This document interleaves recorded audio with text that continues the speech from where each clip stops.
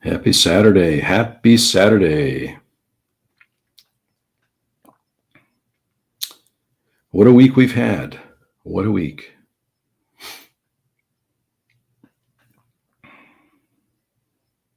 How's it look over there? That's good. You just need to back up a little. I got to back up a little. Okay. Back it down a little. Happy Saturday. Triple J, hello.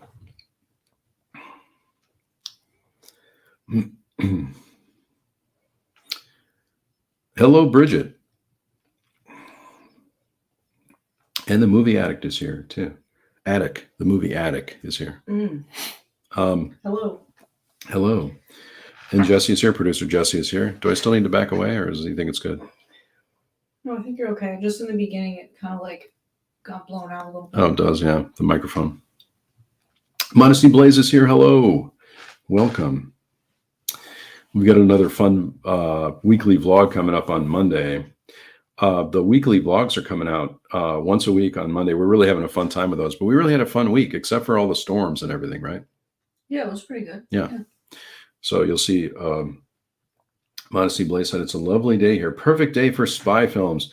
Isn't every day a perfect day for spy films? That's right. We started watching some Universal horror movies for some strange reason. We found the Universal Monsters channel on Roku TV, which we really had a good time with. I think this is probably the earliest time that we've been watching some horror movies. We don't usually watch too much horror in the summer, but maybe with Walking Dead and everything, we have been like this this year. Yeah.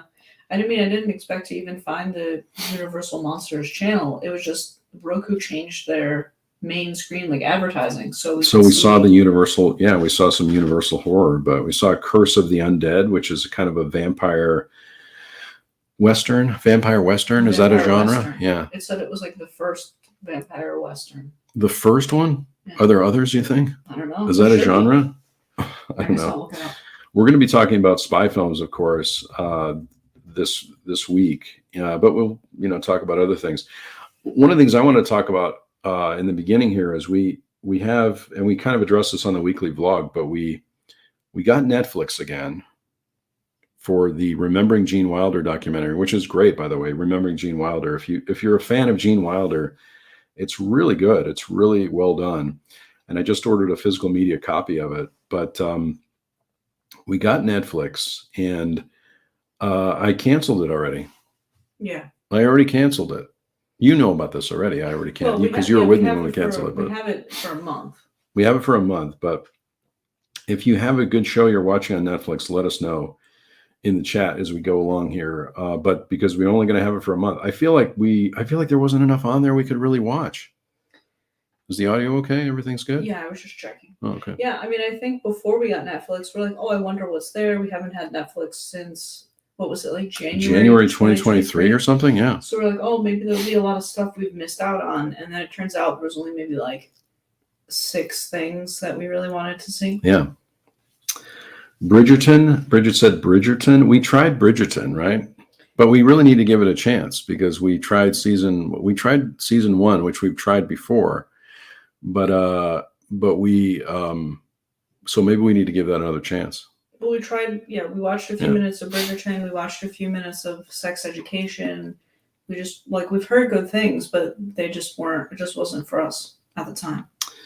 We did watch a Modesty Blaze said Netflix is overpriced for me, targets a younger audience. I think that's really true because we're not because we watch a lot of old films, and I watch a lot of films from the 70s or Criterion film. I love the Criterion channel, so I have that. But we watched a show called Baby Reindeer.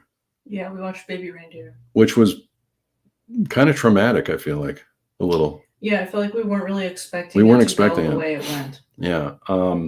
So Godzilla -1. Yeah, that's a good, and that's on my list too, which I've seen before. But I wish they had the black and white version on there. I would like to see it in black and white, but I think you have to get that separately. And I wish they had physical media for that. That's one of the things I wish. I wish that Criterion would release Godzilla -1 on, on Criterion. That would be great. Yeah.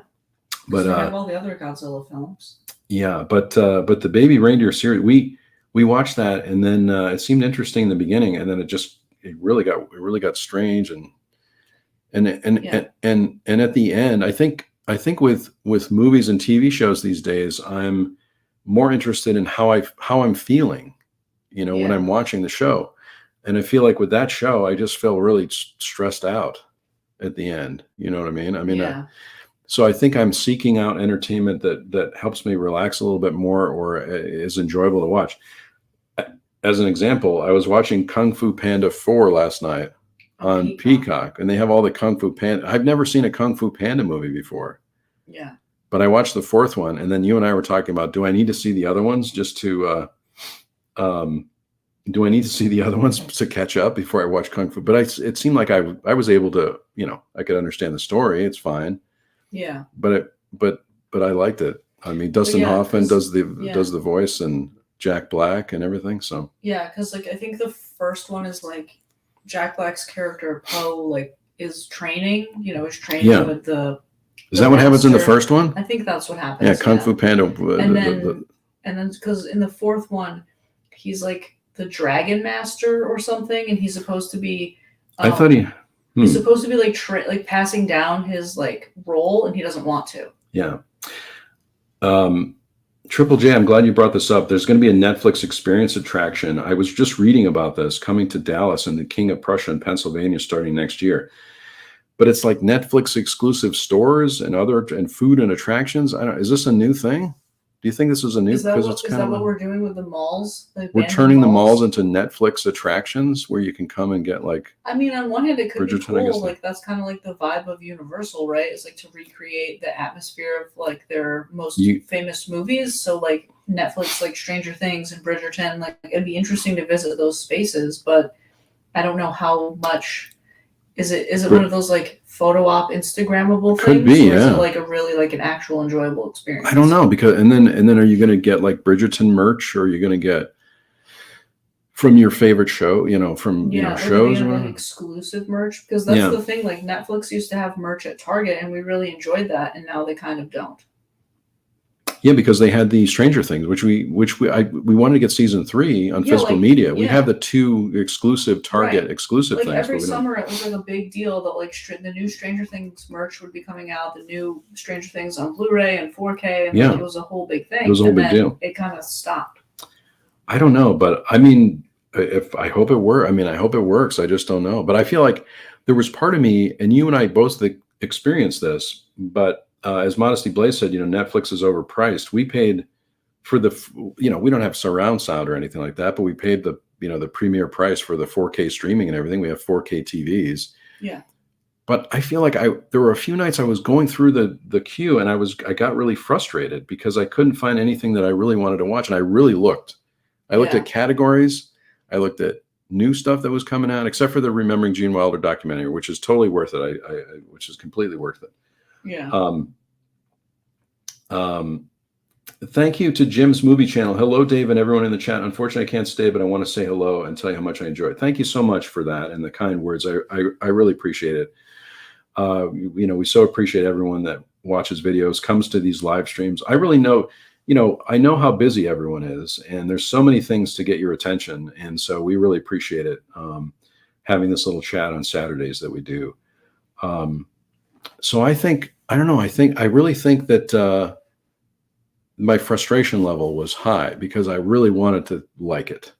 Yeah, I personally don't like the Netflix menu layout. I like when you can, I like the Fandango Voodoo page where you can scroll down the page. You can see all the pictures, and everything's kind of next to each other in a category. And I don't like the Netflix vibe where I have to constantly be clicking the remote to go to the next show or next movie or next poster, and they also get kind of repetitive, so it's hard to find exactly what you're looking for, or if you've liked something and you want to watch something else that's similar to that, sometimes it's hard to find other things in that genre. True. Yeah.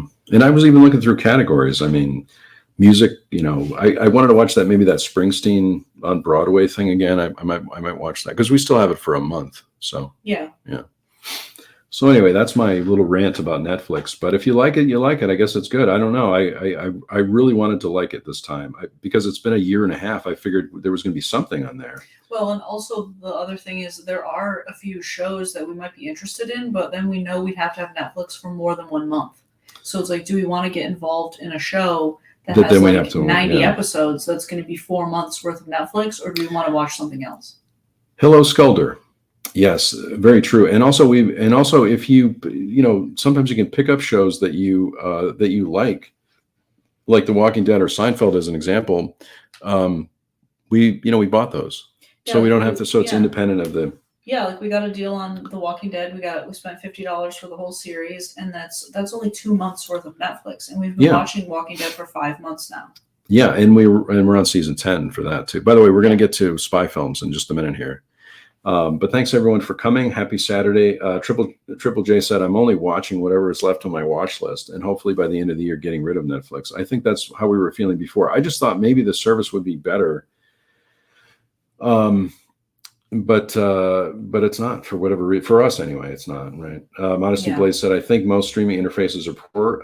That's where the Apple TV boxes come in. Great for curation and collation. No waste of time. I totally agree there. I think the Roku TV is starting to do that, where like if you click on a certain page, it'll show you a lot of things. Like we were looking at the other day where it shows like continue watching, and it was showing like the shows we're watching on Max and the shows we're watching on Peacock, and it was all in one row. Yeah. So it's a little better at showing like what's available and then where it is, instead of like having to flip through 5 different services to find what it is. Yeah. Except that sometimes if you see an icon, it's a premium service, and then you have to get, like if it's a Paramount, it'll say this is on Paramount, but we don't have Paramount, right? So but anyway, we'll see what happens. We're spending a lot of time, like I said, on the Roku. There's a Roku Live TV, there's Pluto TV, there's Tubi. I've been looking on those services more because they're free, and most of the paid services anyway now have ads, right? You have to pay not to have ads, right? And I figure if you're gonna have ads anyway, you might as well watch a free service that they might have a good movie on. Hopefully, it's not. Like I watch a lot of like Max, and at the beginning of each show in Max, there's an ad for Max, which is like, okay, it's fine, because sometimes I don't know what else is on the service, but also like I've already picked my show. Like, could you just not show me an ad? And Max, as we said before, Max is going up, right? So I think so. Yeah. We'll see if everyone can maybe they'll be able to pick what we have in our stack like we did last week. So, as we go forward with the live stream too, let us know if you have a specific topic for next week too. And because we've been thinking about maybe comedies, we were thinking about comedies because we've been doing like really serious topics like survival films. Yeah. And, coming of age films or not. Yeah. Well, and also like next weekend is the end of June, so maybe we were gonna pick a Criterion week sometime, but we're not. Yeah, because we're hoping that the Criterion sale again will be in July, which I'm assuming it is. But Modesty Blaze said the add to up next feature on Apple TV is good for TV shows. That's true too. That's something that would be good to do. I want the services to let me make a custom playlist, because like we watch a lot of like Everybody Loves Raymond, and I want to be able to like pick my favorite episodes and then revisit that as a list. Yeah, that would be great. So you could pick like, oh, I want to watch a little of this show, I want to watch a little of that show, and then you could have like your own playlist. You could have right, because there's favorite episodes we watch of like Everybody Loves Raymond, which we've seen over and over again. I can't believe we're not tired of it, but it is relaxing because let's watch a couple of those Seinfeld episodes, and let's watch a couple Raymond episodes, and let's watch, then you can make like your own watch list or playlist with episodes instead of just like putting a whole show on there. Last night, by the way, there's one episode of Everyone Loves Raymond. There's a couple of episodes, but we knew the script already. We were saying the lines before. I think it's the first time we've done that, which is a little like I know the script. Yeah, at this point, I can do all the parts. The episodes so many times. We've seen the episodes so many times that I can do the parts now, and it's relaxing. It's good to have a comfort show that you can watch where you know what's going to happen, so you're not, especially if you're trying to relax or whatever. So, but anyway, we'll get into it. We'll get into these spy films, and there's so many spy films. Should we talk about these films too? Because this is one that you pulled out. So maybe we'll start with this one, I guess, because these are some classic spy films. The International Man of Mystery. Oh, Modesty Blaze, go ahead. Yeah. I just put this up because this is one that Jesse picked out right away. The Spy Who Shagged Me, Gold Member, International Man of Mystery, classic spy films. I love that Elvis Costello's in these. I like Elvis Costello and too. Burt Bacharach. Burt Bacharach's in these. I mean, I think Goldmember was a comfort film for me. Goldmember was? It was, yeah, because it was around the time that like the film had come out on DVD or Blu-ray, and I think I got the Blu-ray for my birthday or something. So I watched it a lot. It's nice you can get these triple features too. These triple feature, so you can get all the movies, you know. Yeah. I wish this had a digital, because I think we'd watch these more if it had a digital copy with it too. Yeah. Oh, Modesty Blaze. That's the name of the. That's the name. Silly us. We should have known that. How did we not know that? I don't know. I should have saw that one coming. I knew there was a film called that too. Skulder said, I have so much in my Netflix list that I lose sight of titles and some may leave the service before I get to it. That's the other thing too. I understand licensing and agreements and all this kind of stuff. It's just a shame that things leave these services when you might get the service because you want to see that thing and maybe it's going to leave in a month. Well, at least Netflix tells you somewhat that like things are leaving, whereas like I had Kindle Unlimited for a while. And titles will leave Kindle Unlimited also, and they won't tell you. So I make a big list of things that I want to read, and then eventually I get the service, and then I want to read those things. And by the time I get the service, the books aren't on there anymore. So I'm like, well, that's unfortunate. I mean, I understand the business part of it, but at the same time, if you're paying for that service, I feel bad for people that had they had Paramount Plus, which we had for a while, and they had all the Star Trek films, and then those all moved to Max. Yeah. But it's nice. I mean, it's great we have Max, but I have all those films anyway, and I have digital copies of those movies. So it doesn't impact me. But someone who has invested, in that service for Star Trek, and then all the films disappear. That's not good. Modesty Blaze started and also we were talking about this too. I have all the Bond films, but this is Skyfall that we have on Blu-ray, DVD, digital. Of course, James Bond is going to be included in the. Of course. I like some of the early James Bond films. I like Dr. No. I like From Russia with Love. I like The Spy Who Loved Me, the Roger Moore film. I like View to a Kill is another one that I like a lot. I'm just, we didn't want to pull the whole, box set, but if you have a favorite James Bond film, let us know. I think all the James Bonds are great. Those are movies that come and go on streaming services too, right? Like yeah. Sometimes they're on Amazon Prime for a while and then they go away. Amazon did a deal a couple of years ago, I think, and I bought a few of these on digital, some of the older ones, because they were really doing a special on that. So we have those that we can watch. In terms of physical media, we have the big box set, but then there were newer releases of like each Bond. So there's like volume 1, 2, 3 of like Daniel Craig and 1, 2, 3 of Pierce Brosnan. So I remember seeing those at Barnes and Noble. I think. Yeah. And I mean, we have all the films, so it's pretty good. I mean, not that obviously if they're making new ones, hopefully. Yeah. Goldfinger, that's a classic. So these are the I think with spy films too, you get into an area where it could be like a kind of a crime thriller also, right? You're not, it doesn't necessarily have to have a specific spy angle, but I did want to talk about these because of course I love Peter Sellers, and so the Pink Panther 6-film collection. I feel like there's a little look. I didn't realize this, but he's got a little spy glass here too, a magnifying glass. So that would qualify as a, spy films, right? I mean, I don't know. I get confused because to me, like a spy film is like someone has to like go undercover. Oh, true. But that's not necessarily true. And so like he's like a detective. Well, they call these like the delightful caper comedy. This is one of the ones where I have this. I wish I had the Blu-ray set for this, right? Because I just said, but the DVDs are fine. We watched the DVD. Nice. The DVDs are totally fine. But I wish I had. This is where I missed out. A lot of time. I don't know if this happens to everyone, but like today, I was looking for a movie. I was looking for the Mike Nichols movie, Carnal Knowledge, which you can't get anywhere. It's really you can't get unless you want to pay over $50, I think, for a Region B release. But so I spent a lot of time looking for those because then I realized I could have got. I think I had a copy of Carnal Knowledge on DVD, and I probably gave it away years ago. Yeah. Or when we moved or something. And then I'm like, oh, I wish I still had that. Yeah. But so you don't think these are? I mean, I don't spy know. films? I mean, I think that they kind of count, but then I'm not sure.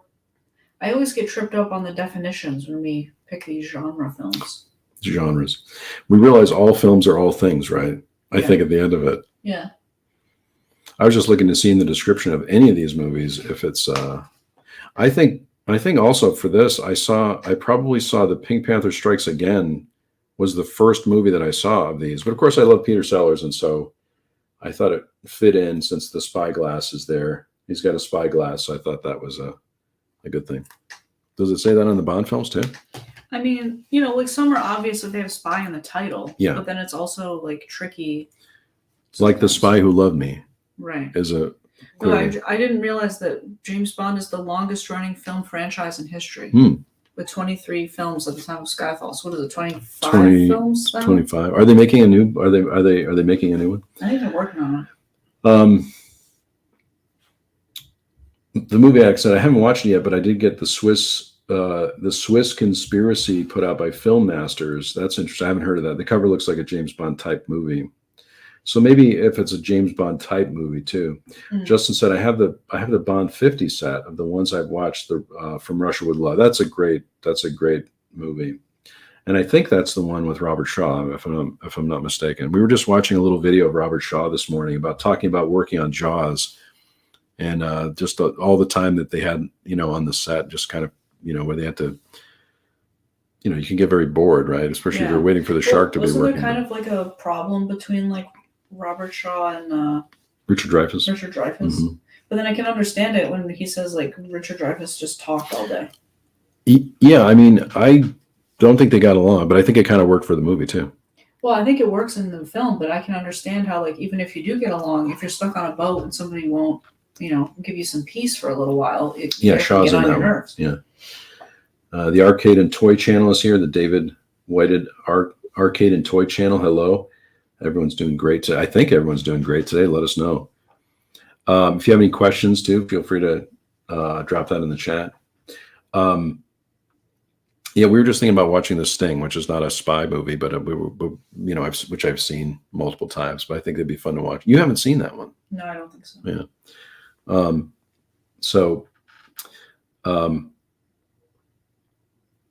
The next one. Okay.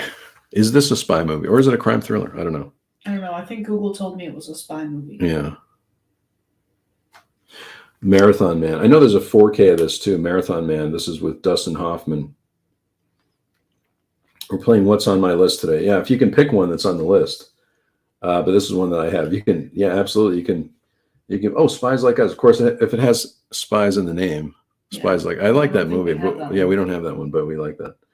Or I've seen it before, but it's one of those comedies, a spy comedy. Sure, we can play What's on the List today. But I have, how many? Let's see, 1, 2. I've already shown a few here. 1, 2, 3, 4. I guess you could count these as more. 5, 6, 7, 8, and 9. This one, Marathon Man. This is one of probably the first movies of the 70s I saw, with Roy Scheider, Dustin Hoffman, Laurence Olivier, also really amazing performance in this too. But it's a very scary movie. While I'm thinking of it, and I just haven't seen the Day of the Locust on here too. What's sad news that Donald Sutherland passed away this week, right? Or just on Thursday. It's very sad.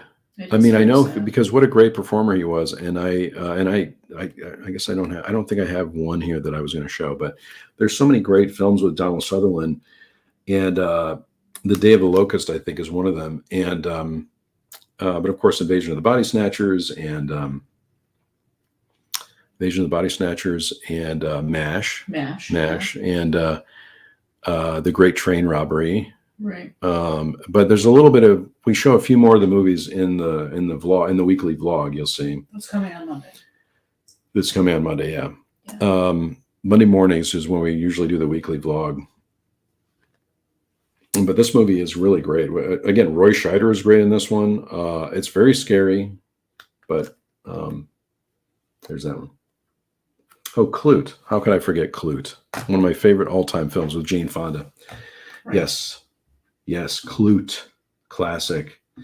Modesty Blades, yes, of course. Let's see. I have to move the stack without spilling water, but 3 Days of the Condor. There you go. 3 Days of the Condor was in the stack. This is a beautiful Kino Lorber release. This movie from 1975. And I got it with a slipcover, which I'm excited. I'm always excited if I get the slipcovers on these. Audio commentaries on this one. There's an audio commentary by Sidney Pollack on this one, of course, directed by Sidney Pollack. And also Something About Sidney Pollack, the 2004 documentary, which is nice. But yeah, this is also Max von Sydow is in this too. Is the cover the same as the slip, or is the slip different? I think, let's see. It's the same. It's the same, yeah. So that one was tricky to find because it's in another spot. Yeah, because it's in the beginning, right? We were thinking it was THRE. Skalder picked one from the stack. All right. Oops, I'm sorry. Hope that wasn't too loud there. North by Northwest, Notorious, and The Spy Who Came In From the Cold. Of course, it has Spy in the title, but Notorious is great. And a lot of these Hitchcock films too could be considered, spy thrillers. Even though they're, this one's called a twisted love story. I suppose that could be a genre in its own. Cary Grant plays a suave, mysterious intelligence agent to spy for the U.S. So this one has spy in there, but this is great. Notorious, one of my favorite Hitchcock films. Many times during the year, I think I need to watch a Hitchcock movie, because they're so inspirational. There's a Hitchcock channel on the Roku channel. Is there? Too, yeah. What were they? It's called Alfred Hitchcock Presents. Oh, that could be, the TV, because he had a TV show too. So, yeah. North by Northwest is good. Yeah. The Spy Who Came In From the Cold. The Man Who Knew Too Much, I think, could be considered a spy movie. I think it was. The Man Who Knew Too Much, yeah. The Lady Vanishes. That's also a good one. Yeah, The Lady Vanishes. That's a great pick.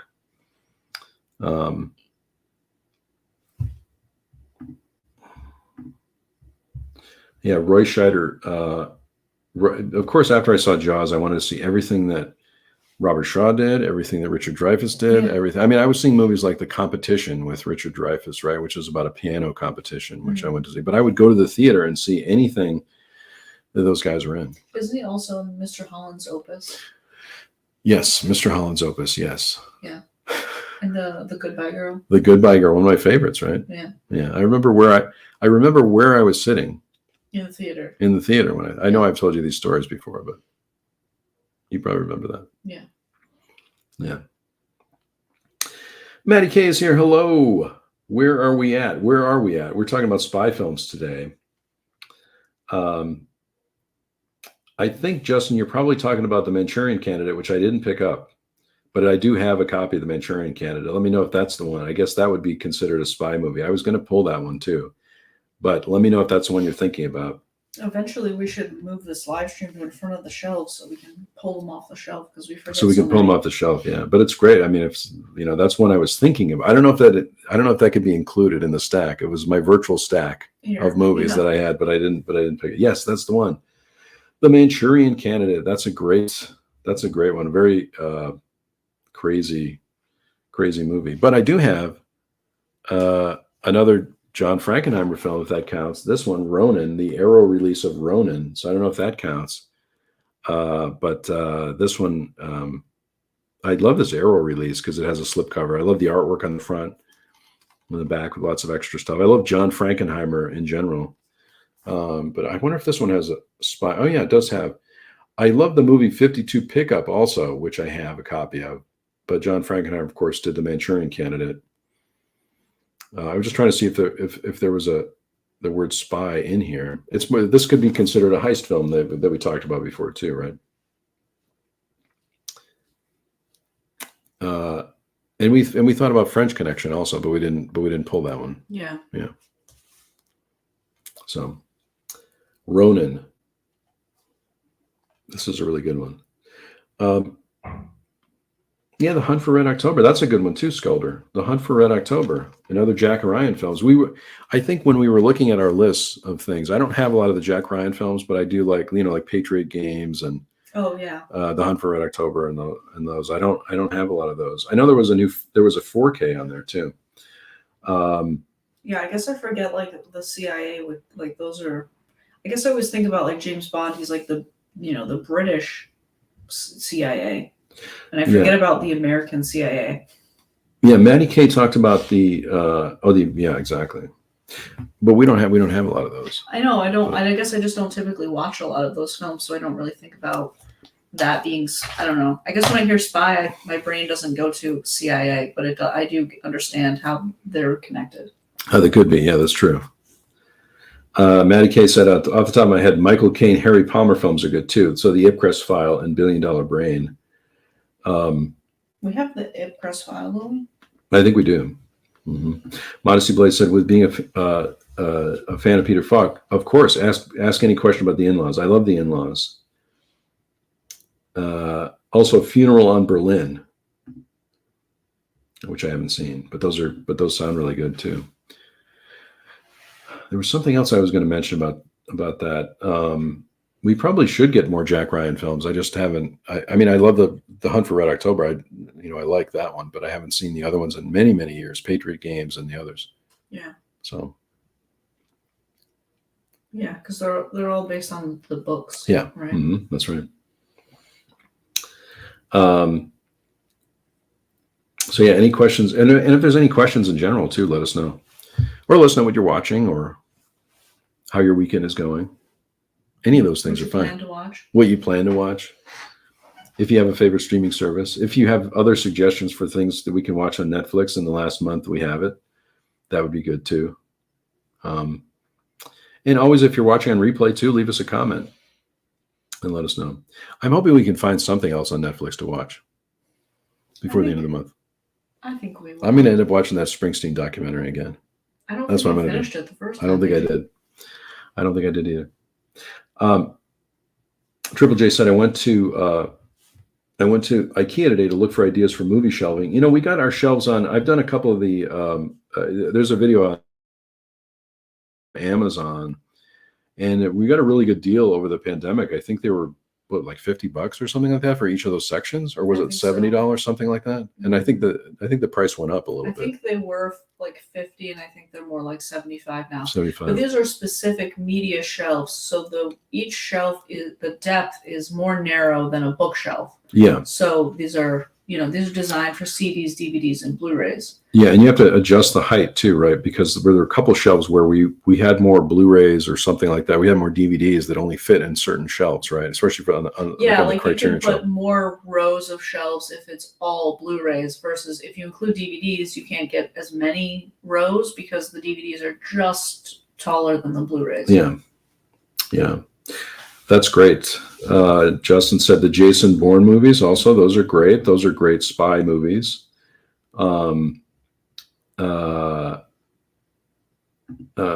Sculder said I had the Jack Ryan films on Blue separate, but then upgrade. There is a 4K. There's a 4K set. I know the Hunt for Red October is on my wish list. Yeah, Maddie, the shelves are really good. We need to get another shelving unit, but you can find them on Amazon. There's a video up on the channel too where I talk about the shelves, I think. There's probably Q&A videos where I talk about that too, but are they called Amazon? Video about it. Yeah. They're called like the Atlantic Media Shelves. The Atlantic Media Shelves on and I think Amazon. Ours specifically are the Oscar. The Oscar sign, yeah. Mm-hmm. But they come in different heights and then different widths and different colors. Elliot's got a video, I guess, with some shelves which I haven't seen before, but I think we probably would have gone to IKEA, but there isn't an IKEA close enough to us to like really shop for shelves. And then I think like shipping is like really expensive. So we didn't. So we have that, yeah. And I guess Elliot, like I said, I haven't seen that video with Elliot, but Elliot has, beautiful shelves too. We were looking for something that was more, I guess, inexpensive too. So I don't know if those were more expensive. I'm not sure on that. Scholar said Spy Game 2001 with Robert Redford and Brad Pitt. I haven't seen that. One. That's a good one.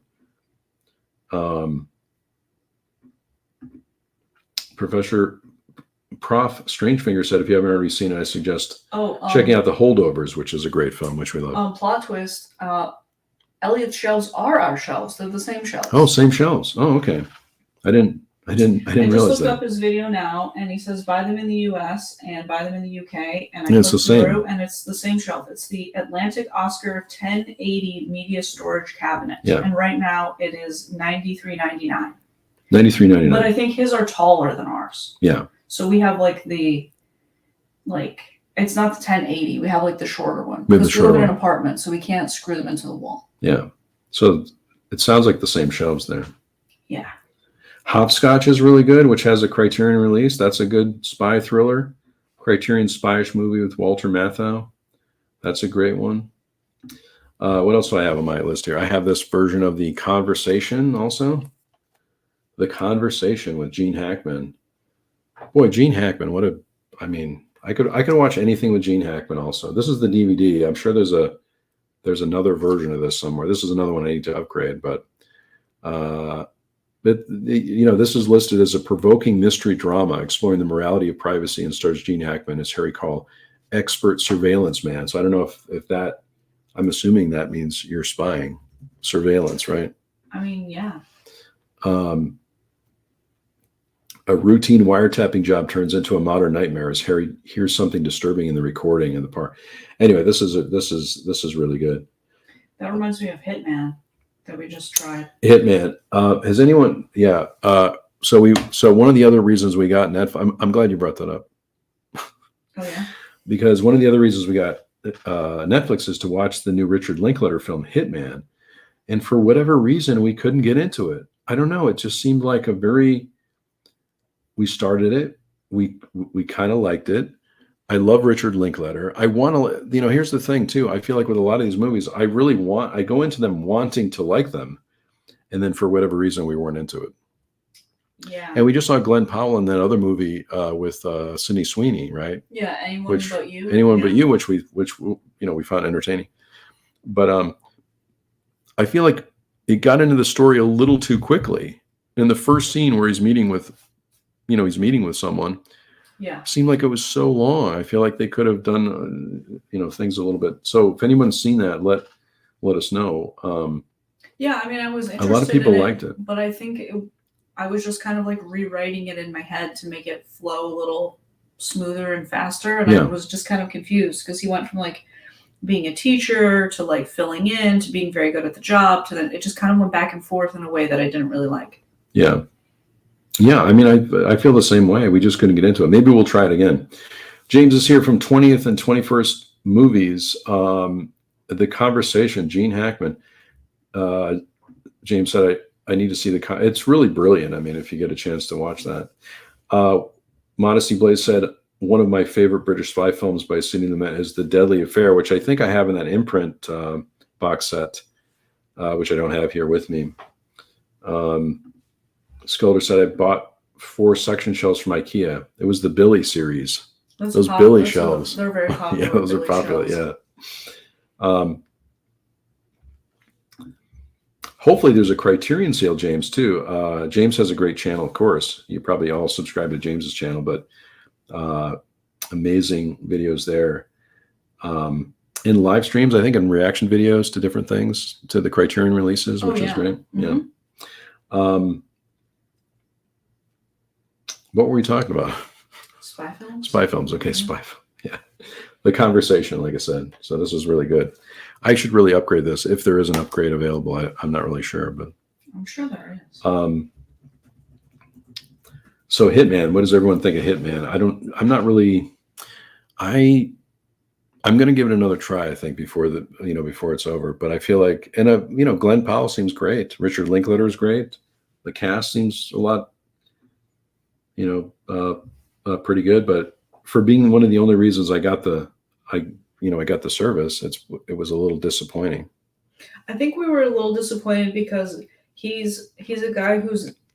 not a hitman, and then he was put in a situation to fill in, and then he just seemed like very good at it. And he all of a sudden could do it. And maybe because he was a professor. I thought the professor scenes were not that good either, right? Because you're not sure, as you were saying, whether he's teaching high school or college or whatever it is. But I like a little bit more backstory too before we get into the whole thing. Like if he was researching,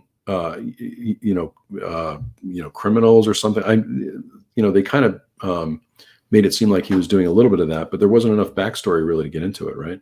Yeah, and then a lot of like the disguises he picked were like from films. So like on one hand it was like, oh, that's fun, but on the other hand it seemed a little like, if he's really good at this, why isn't he just like his own personality? And then you were like, well, how many people in this town need hitmen? Yeah, exactly. Right. Right. It seemed like, but anyway, if you like it, you like it, right? Scholar said, I liked Hitman. It was different to what I was expecting. I think that's a movie that I feel like sometimes movies get overhyped. And so then I'm really excited about it. And then when I watch it, I go, I don't really get it, but I'm going to give it another shot. Linklater's older films are amazing, of course. Slacker and, a lot of the other ones. Yes, we talked about Donald Sutherland also earlier, which was really sad news, and we mentioned a couple of the movies. But 3 Days of the Condor we just talked about, Mike. But I'll show that again. Do we have 3 Days of the Condor? Yeah, 3 Days of the Condor we talked about. Yeah, there it is, right there. Spy TV show. Oh, look, I was upside down. Oops. Nope, it was right side up. Yeah. Let's keep turning it around. Right. Yeah. 3 Days of the Condor. Yep. Classic. Spy TV shows. Could I call Columbo a spy TV show? Well, not really. He's a detective. He's not a spy. Yeah. But does he do spying? Well, there'd be like. I just want any time to use Columbo. To talk about Columbo. Yeah. Isn't there like there's like the Jack Ryan TV show, isn't there? Oh yeah, you're right. Yeah. There's a couple of them, right, on Amazon. I haven't watched them, but I think that's where they are. Yeah, I think those would be the only ones I could think of for spy TV shows. I was thinking whether The Prisoner would be one of those, but I don't think so. I think The Prisoner has a different. Or like, isn't like 21 Jump Street like a spy show because they like have to act like they have to wear disguises. Oh yeah, right. Like high school kids or something. So and of course, there's a movie. Right, yeah. There's a couple of things. Yeah, there's a movie for that too. Burn Notice. Oh, Burn Notice. Okay, is that a spy show? Okay, Burn Notice. Columbo. Yeah, of course, Columbo. I love these icons too, by the way. That's a great one. Love Columbo. Oh, The Avengers. That's right, The Avengers. That's a great one. I forgot about that one. The Avengers. There's so much to watch. I get to a point in the night where would like 24 count as like a spy show? 24, I guess. Yeah, it could be. We haven't seen 24, but because I think it's kind of like action-y and like they have to. I don't know. Clearly, spy is not our most popular genre. We have a lot of spy movies though. But Sculder mentioned this one, the Mission Impossible series, which we have, the 6-movie collection. I'm pretty sure there's more of these, but we only have the 6-movie collection. This was the Blu-ray digital release, which was on sale, I think. This has the first 3 and Ghost Protocol, Rogue Nation, and Fallout. And I think, if I'm not mistaken, I think Philip Seymour Hoffman was one of the villains in this too. I think. I'm just checking to see if he was, but I'm gonna see let's see. I think he was in. Well, we have. That goes to Fallout. It goes to Fallout, but I think he was in Mission Impossible 3 or something. I don't know. I seem to remember that he was in a lot of these. So we're only missing 1, I guess. What was the last one? Mission Impossible: Dead Reckoning Part 1. Oh, okay. So there's going to be so it'll be a part 2 for that. I guess is coming next May, maybe. But okay. It's not like there isn't any information about it. At least there isn't on this Wikipedia page. The movie addict said there was a animated movie, Spies in Disguise. Where is that playing somewhere? Can you get physical media for that one? I don't know. Yeah, Philip Seymour Hoffman is in the 3rd one. Modesty Blaze said hot enough for June. It is hot enough for June. Here, anyway. That's a movie. I know. But we should be watching it now, right? Because it is hot enough for June. Hot in June. Do you, in the summertime, do you watch movies that take place in a hot climate or a cold climate? Because I was thinking after this last week with the heat wave, I was thinking I should be watching The Thing and Ice Station Zebra, and well, I've been thinking about that too, because Bridge of Spies is good too. A lot of the holiday books are checked out of the library for the holiday season. So do I try and fit a couple of them in the summer so they're already completed, or do I wait and try and compete with everybody else? I don't know. I mean, I feel like it's earlier every year we start watching different types of movies. Yeah. Didn't you say we saw like oh no, we were watching YouTube on the television, and it was bringing up like Halloween and Christmas like theme park vlogs, right? Yeah. And we're like, that's a bit early. That is a bit. Didn't we see we saw I think we saw on TikTok the Jackson Hole. They're getting a lot of snow in June. Wyoming, it looks like Christmas there, so it had all Christmas, Christmas music and it's underneath snowing it. in June, Yeah. And they were like, should we move there? I don't know. And then we're watching Universal Monsters all the time. Yeah. Prof. Strangefinger said, it's almost July. Anything particular on your Criterion wish list, or you have any suggestions? I am interested in Aki Kaurismäki films, so I think I'll pick up maybe The Other Side of Hope. I'm interested in the Chantal Akerman set, which I don't have. Also the the Sam Peckinpah movie, Pat Garrett, looks really good. So I'm putting together my list now too. I think probably next week we'll start talking a little bit about Criterion recommendations. But those are the ones that come to mind. There's a July feature on the channel that we're interested in, but I can't remember what it's called now. Because they announced the July features already? I can't remember now too. I still love that Criterion Live 24/7 feed too, which we regularly find things on. Oh, I know what we were watching. We were watching Assault on Precinct 13 on the Criterion channel, which I have a copy of anyway. But yeah, I'm looking forward to the sale also. Triple J said, "What do I think of the Criterion announcements?" I know everyone is really excited about those Criterion announcements, mostly because I think they were all 4Ks, if I'm not mistaken. I know everyone was excited about Happiness, which is a Todd Solondz movie that I probably saw years ago. I don't know that I'm super excited about it. It's great that it's getting a Blu-ray 4K release, but yeah, I do want to see it. I haven't seen it in years, so that's definitely going to be on the list. There's other movies I think that I'm interested in. I'm also I have a couple of Bresson films that I'm interested in picking up that I don't have. And that might be just the mood I'm in at this point. But I do think it's nice to see, if I'm not mistaken, they could be all 4K releases, which is, I think, one of the first times that Criterion's done that. So that's cool. Enemy of the State, which I've seen before too, which is really great with Will Smith and Gene Hackman. That's a really good one.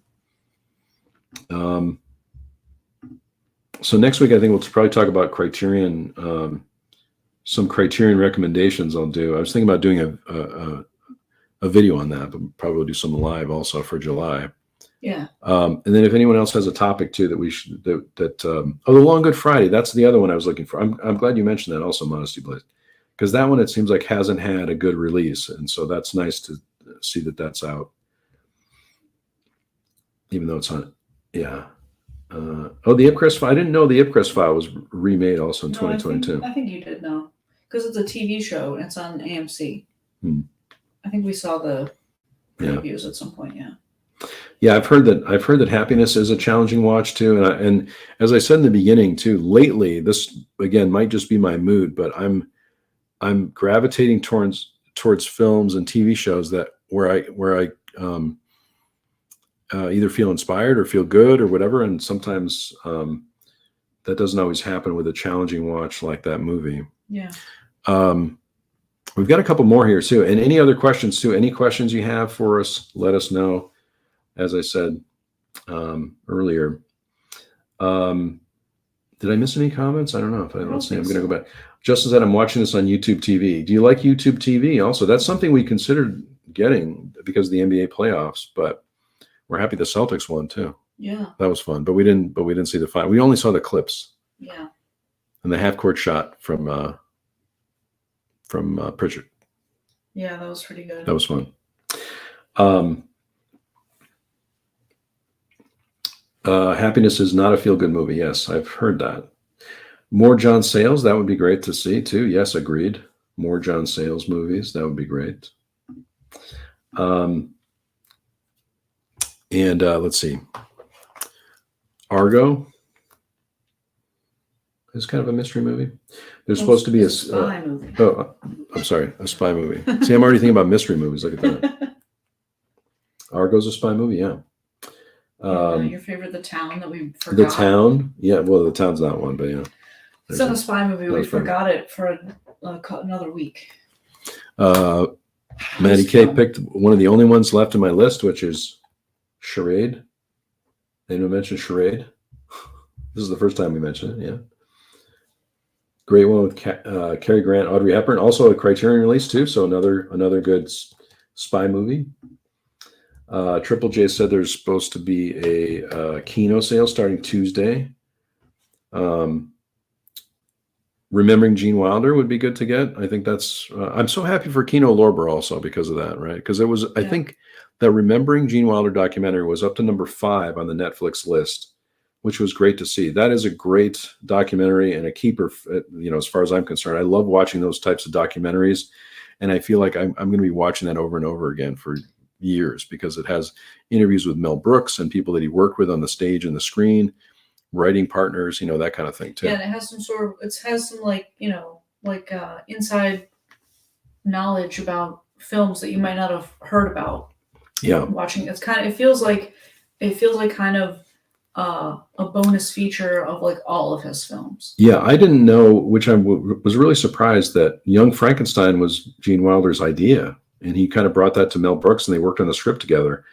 I thought that was interesting too. I mean, Gene Wilder was writing with his collaboration with Richard Pryor and everything. I mean, there was a lot of information that maybe I should have known, but I didn't really know. Lone Star is a great movie too. I know everyone's talking about Lone Star as a John Sayles movie, which is really good. Skulder said Top Secret, that's a comedy from 1984 that I haven't seen or I saw years ago. It's one of those I think it's like a Naked Gun kind of which you've seen me watch those movies before too. Any others? I think I have one more in my stack, but this is a clue, but this is a movie that I've talked about before on the live stream. So if you watch the other live streams, you might have inside information here on that. But let us know too in the final minutes what you're watching tonight. And again, if you recommend anything for us to watch, let us know. I just ordered today Curse of the Undead, which we saw on the Universal Monsters channel. Yeah, I looked Is it Universal Monsters now? I always get the name of it. Yeah, I always get the name of it wrong. I just looked it up, and it's like one of the first horror westerns, which is like Red Dead Redemption is considered a horror western because it has like the zombie adventure you can add in. But yeah, it was pretty cool. I thought it was really good. Yeah, and a vampire western. A vampire western. Vampire horror western, which was fun. But we've seen the end of it. We didn't see the beginning of it, so we're already spoiled. We know what happens at the end. Yeah. It also seems very melodramatic, which I love too. But we saw Curse of the Werewolf. We saw Curse of the Werewolf, which is a Hammer film, which was a lot of fun. And I started watching Dr. Cyclops last night too. Oh, and the Mantis? Is that the Deadly Mantis? Mantis. That was pretty good too, yeah. If you have a topic for next week, let us know. But we'll probably, if there's no topics, we'll probably pick something. So next week we'll talk about Criterion releases, like I said, and then if there's any other suggestions, we will consider those. But then we might come up with one. I don't know if we don't get suggestions, we can just come up with one. Yeah. Right. Yeah. Modesty Blaze said, my husband wants to watch Hellboy in 4K. I haven't seen Hellboy. That's one I haven't seen. Me neither, but I feel bad because I don't know the guy's name. So when I see him in other movies, I'm like, is that Hellboy?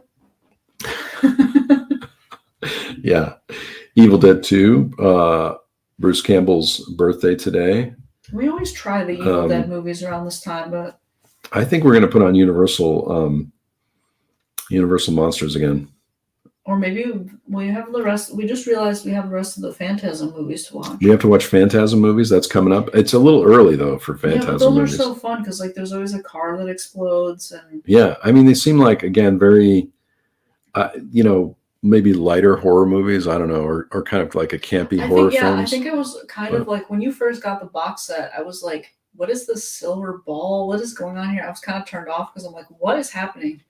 But then you watched them and was like, "Oh, these are fun. Those are pretty good." Yeah, they're very campy. I remember it as being one of the first horror movies that I watched. I probably only saw the first one, so it was nice to see Phantasm 2 and Phantasm, all of them. You know what I mean? Yeah. And look into the history of how they were made and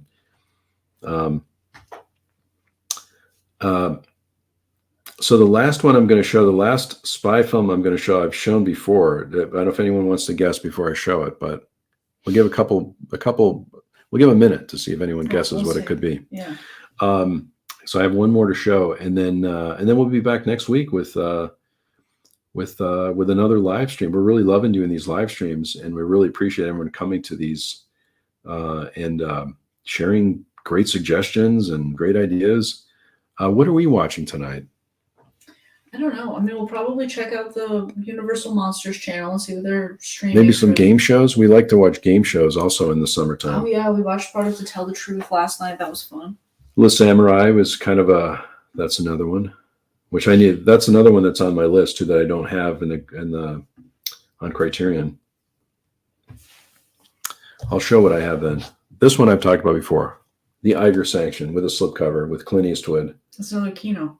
It's another Kino release too. So if this is on sale, I don't think they have the slipcover anymore, but this is another one that has a international espionage thriller set in the Swiss Alps.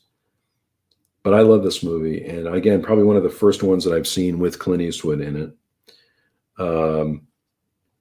So that's the last one I have for today. The Eiger Sanction. Yeah, because if they're interested in the Kino sale, this one's Kino. The 3 Days of the Condor. 3 Days of the Condor. Yeah, was that the only? Gene Wilder's Kino and Curse of the Undead is also a Kino title. Yeah, Curse of the Undead also. Yeah, which I think is I don't know. I did look on the Kino site this morning, and it was available.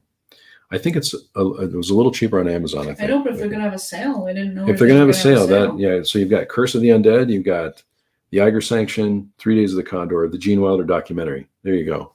Wish list. If they have a 4 for $44, we've got you covered. If they have that. I think it's usually, they do really good sales. They always have some kind of a sale going on. There's always like the while supplies last, sale. Oh, yeah. Which I picked up a lot. Does Criterion do one of those too?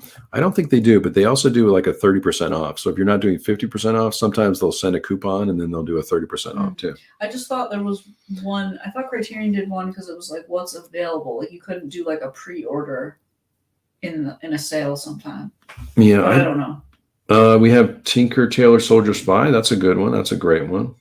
I haven't heard about this one, but I'm very much into Aki Kaurismäki. So I just bought the box set too, which I'll be sharing probably in a haul video, or I could also share next week too. But now I'm interested. Oh, do you see the Scholar said thinking of watching Bratz, right? We started watching that. That's another one we couldn't really get into for whatever reason. I think we should probably turn it on. We could try it again and see if because the beginning felt a little salesy, like, okay, I get it. Like you got to tell people who the Brat Pack is, but then we're like, well, we already know. So can we just get to we know who the Brat Pack is, which is why we turned on the movie. Yeah, right. I wanted an interview a little earlier. Like I wanted to see one of them talking to Andrew, like in the now, and then go back and show me a little bit because it was very heavy on like, here's what they did and here's what the time period was and what's happening. And we wanted to watch it because we want to see the interviews with them now and talk like them reflecting on being at that time. So it would have been nice if they intercut some of the the current interviews, keep us interested. I feel like there's some documentaries that are a little salesy in the beginning, like you said. Yeah. And so then I'm not as interested, but like remembering Gene Wilder, they kind of splice in new interviews, so you kind of know what to expect, that you're going to see some of these other stars. Yeah, like I want to hear some opinions while I'm getting the backstory. You know, I want to see somebody sitting in a chair talking to me, and I want to see what they did before. Yeah, exactly. So we'll probably give that another try. That's a good choice. Topaz also is a great one. Hitchcock has a lot of great spy movies. Triple J said going to FYE tomorrow. I wish we had an FYE here. Well, we do, but just doesn't. They don't have deals. Is that the one in the mall? Is that an FYE in the mall? I thought it was called something different. No, it's an FYE. Oh, maybe we should go there. Because they do have movies, and sometimes they are on sale, but they're not. They're either films we already have or films we're not interested in adding to our collection.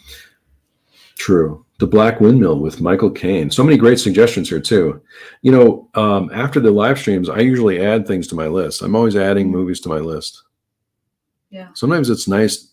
I get the satisfaction of adding. I know you do this with books, but I get the satisfaction of adding things to my list. I don't have to get everything. I just want on the list. But I feel like it needs to be on the list. Sorry, and I can sort the list, and I can. I got distracted because Michael Caine's in Austin Powers. He's also in Ipcress File, and I was thinking about Michael Caine does a lot of spy films, I guess. Yeah, that's what I mean. This is the first one we showed. Yeah. I was just thinking about how he's in a lot of films. He's Austin Powers' father. Oh, that's right. You're right. Michael Caine. So if you're looking for a spy film, that's a good place to go too. Just look for a Michael Caine film. Except for Jaws 4. I don't think I think he's in Jaws 4. Is anyone going to get the Jaws 4? 3, is it 3 4K? and 4? Yeah, 3 and 4 and 4K. I think I'm going to keep, I don't know. There's part of me that wants that steelbook though. I want those steelbooks. And I don't have a lot of steelbooks either, but I want all the Jaws on steelbook. Yeah. Yeah, FYE are those stores that are kind of extinct. I think because also the prices are very high. Usually, so Modest do shopping during the stream. Shopping during the stream too. Wow. I have to shop afterwards. I always feel like we're doing a QVC show because somebody's like, "Oh, I just bought Here's that." the thing with we sold one. Yeah. Justin said, "I'm definitely getting those Jaws movies." That's the encouragement I need. Well, I think from Justin in this live stream because last time. I need the steelbook though. We got them, we have to go to Best Buy to get them. Yeah. Because we don't want them in the mail to get damaged because they're steelbooks. Yeah, exactly. So then we're like, we going to go to Best Buy to get 3 and 4? And remember, you pre-ordered 1 or 2, and then it was a whole problem. Remember, Best Buy discontinued the physical media. Oh, right. So yeah, so we can't. So we're going to have to order them online. But you were even saying, because we looked at the artwork on Jaws 2, and it's kind of mediocre artwork, but I love it. Yeah, but then on 3 and 4, it's like really worse. Bad. I think it's worse. Any final questions before we go today? Let us know. This is the way I feel. I'm kind of okay with it, but I feel like as the day gets closer, I'm going to be wanting to get those. Yeah. I think it's tricky because when it's tricky. It's so tricky. When you really like Jaws 1, and then like it's one of those where you're like you want more of Jaws 1, but 2, 3, and 4 aren't exactly like the only thing that's the same is like there's a big shark, right? For the most part. Like we also 1 and 2 like are good as like a duology, but then 3 and 4 are just like, oh, you want more shark? Here, we put it in different, layouts. I don't know if Bridget is still with us, but I noticed on Bridget's Instagram, I think Bridget was watching Under Paris. We tried to watch Under Paris also on Netflix, right? Oh yeah. And we I'll talk about it so you can take a drink. Yeah, I have taken the thing that threw me from the very beginning with Under Paris is that the default on Netflix is the English dubbed version. So it's originally in French, and I thought that it was going to be French original with subtitles. And then we were actually watching the English dubbed version. So I was I couldn't even tell. I was like, wait, it doesn't match. What they're saying doesn't match with what the sound is. And then I thought it had a very interesting opening. And I was very like, and I'm like, all right, yeah, this is interesting and cool. And then it did one of those things where like they show you a thing and then they just like skip ahead in time and you're in a totally different place. I'm like, well, but we were in Paris, I think, afterwards, right? I know, but I liked being on the ocean, like, finding the shark, and then we go to like Paris, and they're like, and it's. I thought it was weird how they see this big shark, and then they want to get closer to it, and they're under like this like sea of all the because they're with all the trash and stuff, which was kind of interesting. But then it was really. Thank you, Dave and Ellen. I have to call you Ellen from now on, right? No, it's Jesse actually. Jesse, producer Jesse. That's right. But now it's Ellen. Oh, like like Ellen Brody. Ellen Brody. Ellen Brody, right? Yeah. So anyway, I guess we have to try to give that one another watch. I think the whole Under Paris idea happens when they're back, it's years later when they're in Paris, because the shark. I could have stayed out in that trash. I would have stayed out island there the whole too, time. which was probably just it was all I wanted that CGI. movie. I want Under Paris 2, Under the Trash. Oh, no worries. Trash Island. No worries, Professor Strange. Yeah, no worries. Yeah. Who's Ellen? That's what Ellen I Brody. Know. Ellen Brody. Ellen Brody. Ellen Brody. We just read a thing today. I don't know if this is true, because you don't know anything anymore if it's true. But we were reading this fact about Interstellar, where, what's his name? Christopher Nolan. Christopher Nolan. Why can't I think? Christopher Nolan, instead of using CGI for the cornfield, he planted 500 acres of corn. Could that be true? Even I don't even know. It could be true. I was confused because then you have to farmers, and you told me this, and my first thought was like, so he planted corn to put then CGI robot machines in the cornfield, and you're like, no. When they did the chase, when they were doing the chasing in the cornfield, right? It's all they drive in real. A real cornfield. I mean, it looks like a real cornfield. That sounds like something he might do, but who knows if it's true? Well, but then Triple J said it's true. So, but then did they use like stunt drivers then? Because there's a lot of edits, and like it seems kind of dangerous to have like your stars of the show literally driving a truck fast through a real cornfield. I don't know. I mean, right? I mean, it's hard. Yeah. I mean, that's cool to know, but then did he plant the corn and then you have to wait a long time, or did he? That's like a real expense. It takes like 5 months to grow corn or something. Maybe he started before the movie. It's like, okay, but we're having this big scene in a cornfield. We need to. I don't know. I do really like that movie. But also, 500 acres is a lot. Yeah, that's like did they really need 500 acres to do that? Because the very fast. Yeah, I guess.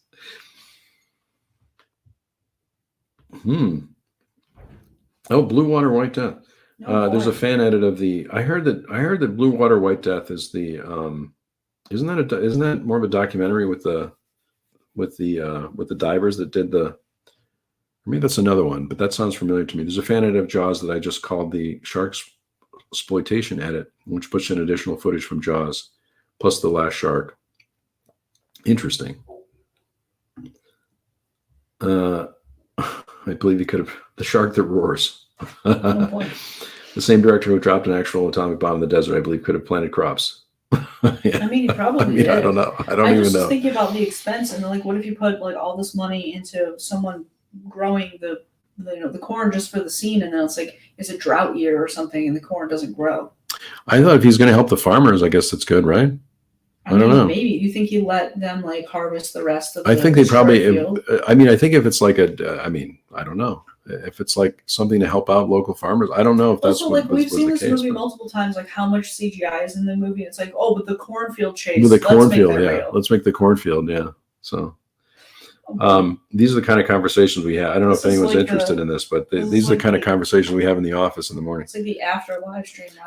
Well, we were, yeah, that's right. We forgot to hit, and the live stream. We talk about this all the time with The Walking Dead. Like, how do they fight The Walking Dead? Mm-hmm. How do they fight the zombies when they don't have like food? I mean, we can't even.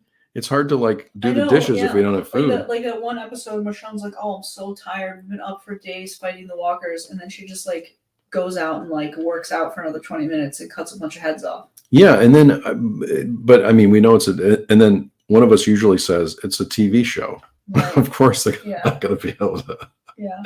Yeah, I'm more interested in people are like, well, do they have like because they had that movie theater in the Walking Dead, right? Yeah. Like. They only showed one time going to the movies. Do they have a few days like that where they can rest and relax, make some bread? Well, and then they can. And then sometimes it's conflicting because they're like, "Don't be loud because we're going to draw in the zombies." And then you're right, they have a movie theater. So like, at what point is like you gotta? It's like the Walking Dead soap opera. This is really like the post show. Like we forgot to turn off the live stream. What's for lunch? It's the reward for staying till the end. This is the reward for staying to the end. Sorry, I got it's behind the scenes conversations, popcorn. I got a little. It's like a reward. It's like a reward, yeah. Which we end up saying too. Like, there's a lot of TikTok stuff that you and I end up saying all the time because we watch that stuff so many times. What is for lunch? That's the question we ask ourselves every day now. I really don't know because we don't know what to eat anymore. So if you've got any ideas, let us know. If you have any ideas what we should have. Oh, Wegmans updates. We did get. we like Wegmans, of course. I don't think it's in the vlog this week though. You know what we like though? Yeah, it is. It isn't in the vlog this week, but you know what we like though is we like the crumb cake now from Wegmans. We got originally we got the smaller crumb cakes, the little crumb cakes. It's like a part of it. But now we get like the whole big thing of crumb cake, and we eat that. Not over time. Over time. We don't have the whole thing right away, but we have like a slice. Yeah. If you can even call it a slice, right? Yeah. A quarter crumb cake. A quarter of a crumb cake? Yeah. Yeah, but other than that, I mean, last week when we went to Wegmans, we walked out of Wegmans and we could smell them making the kettle corn. Oh, the kettle corn. Yeah, so you're right. Maybe we'll get some kettle corn. Modesty Blaze said, I'm cooking Chinese for dinner after the show. Oh, that's something we should get. We should get some Chinese food. You know, there's a local Chinese food restaurant here too, which we haven't tried in a while. Yeah, we should probably do that. But it's probably really hot though. Well, we make chicken teriyaki sometimes. So that's pretty good. I thought that was like maybe on the list for that, but we might also visit a local fast food chain that we talk about too much, but I don't know.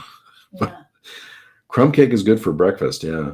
We have chocolate chip mini muffins. We have chocolate chip mini muffins for breakfast dessert. Yeah. I always have to have, here's a little, this is going to be a bonus thing, I think, probably at the end, because we talk about all these things we don't talk about. I have to have breakfast dessert. I have to have something sweet. If we have even if we have waffles, which we usually have every day, I still need a breakfast dessert. Yeah. I need to have a dessert after every meal now.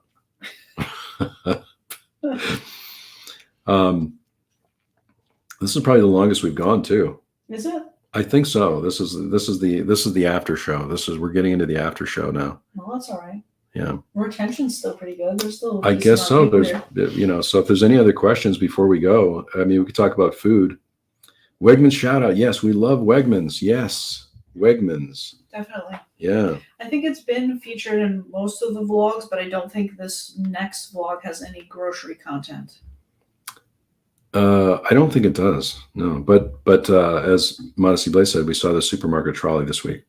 We have to call it the trolley now from now on, because I like that. I like that word. Should we give some more some behind the scenes? This is behind knowledge? The scenes. Yeah, Justin said this is great. So we'll keep going, I guess, for a little bit. Well, I guess so. The thing is at Wegmans is that they have like the new carts are different than the old carts. So now the new cart.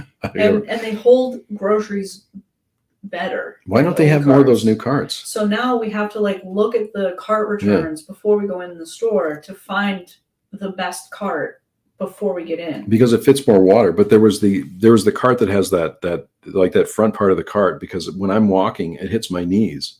Right. And I can't. And so I injure myself when I'm shopping, and so.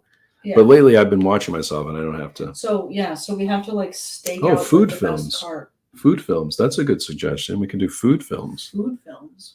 Okay. Like chef. Yeah, and then we could put some Tampopo picks in it. I guess I'm.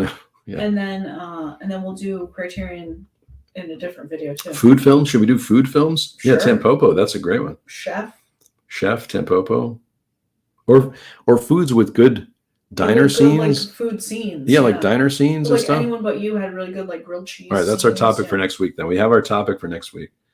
What is the new carts? That's what Maddie K is saying. The new carts have a larger front bin, and you can fit 2 large things of water in the bottom, which is something. So there's the little carts, the little shopping carts, which are half carts, and then there's the traditional big shopping cart. Yeah.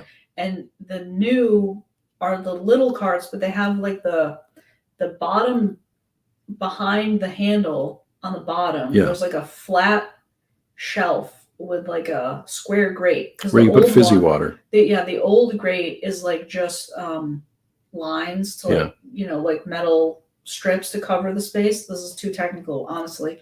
We'll have a diagram. We'll have a diagram next week. I'll have to show it in the next vlog. But they have we'll show the cart. We'll show the cart in the next vlog. They have a better bottom rack to hold things, and then the front basket on the bottom is bigger, so you can put 8 gallons of water in there, and then a bunch of tea at the same time. Yeah. And the old ones aren't that big. It seems more technically designed to fit more things, which is nice. Yeah, they seem optimized for grocery storage, but our store got new ones, but then they didn't keep replacing them, so there's only a few. So then I have to look stealthily to find it. Yeah, because there's only a few of those, but they should really replace them all with that. But maybe other people have trouble with their knees, because if you're walking again, you can hit your knees and really hurt yourself. At least I do anyway. But so next week we're doing food and drink films. I think that's great. Sure. Lots of good thumbnail opportunities for that one. Maddie said we have those new carts at our Wegmans. So thanks for the detailed breakdown. I'm glad we're already getting a lot of food films here too, like Tampopo, Eating Raoul is good. Big Night. The Big Night. Oh, the Big Night. We have that one. Yeah. Now we're all going to get Chinese food for lunch.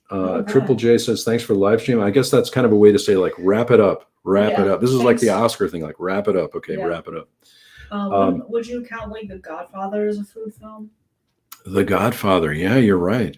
I always, when I was watching years before we met, when I was watching The Godfather, I would always make spaghetti in the middle of the movie. Spaghetti and meatballs. Yeah. And I would have that for the second half of the film. What if we call it like films that make me hungry? Films that make me hungry? Okay, because films that make me hungry. Like, oh, that's a really great diner scene. Now I want a sandwich, Yeah, because you could have like food and drink. Yeah. Yeah. Yeah, all this talk of food I have to eat, and we have to have lunch too, probably too. But this is the longest live stream I think we've done so far. If everyone likes this, this post. I thought we were going to lose like 5 people when it was detailed. I thought discussing grocery. We were talking about the car. Detail, I think we should have. I think maybe next week we can, or for the vlog, right? We can draw we can do like an artist rendering, or we could just take a video of it. We don't have to. Yeah. I'll show you my shopping cart selection process if I remember. See, look, everybody's come back. They thought we left. Everybody's come back because they thought we were all done now. Yeah. So next week we'll talk about Criterion films, and we'll talk about foods that make us hungry. No, films that make us hungry. What did I say? Food that makes us hungry? Well, because I'm hungry now too, right? I know. Films that make us hungry. Films that make us hungry. And that'll be an interesting thumbnail too. Yeah. But that is lighter than some of the earlier topics, right? Yeah. So this is a little bit, yeah. And then it's like broad enough, because we don't want to just talk about like food films, because like there's only so many about like chefs and food trucks and things like that. Maybe the last part of the live stream should just be us trying to figure out what we're going to have to eat, because I think when you're together with someone else, a lot of your time is spent on. See, Modesty Blaze already. Wrap it up. We got to wrap it up. Thanks to everyone who's come to the live stream. We appreciate it, but we do spend a lot of time talking about what we want to eat. That's like a big question. If you're with someone, you have to decide constantly. What are we going to eat? What are we going to eat? When are we eating? Who's going to wash the dishes? Who's going to wash the dishes? And when do we have to do the laundry again? Yeah. Thanks to everyone who joined us today. We really appreciate it. We'll try to go a little bit longer. Maybe we'll do some of this post discussion if anyone's interested later. So, but thanks to everyone. Live long and prosper, Skulder. I love that. Thank you for sticking around. Thanks for sticking around, and hope everyone has a great rest of the weekend. And we'll talk soon.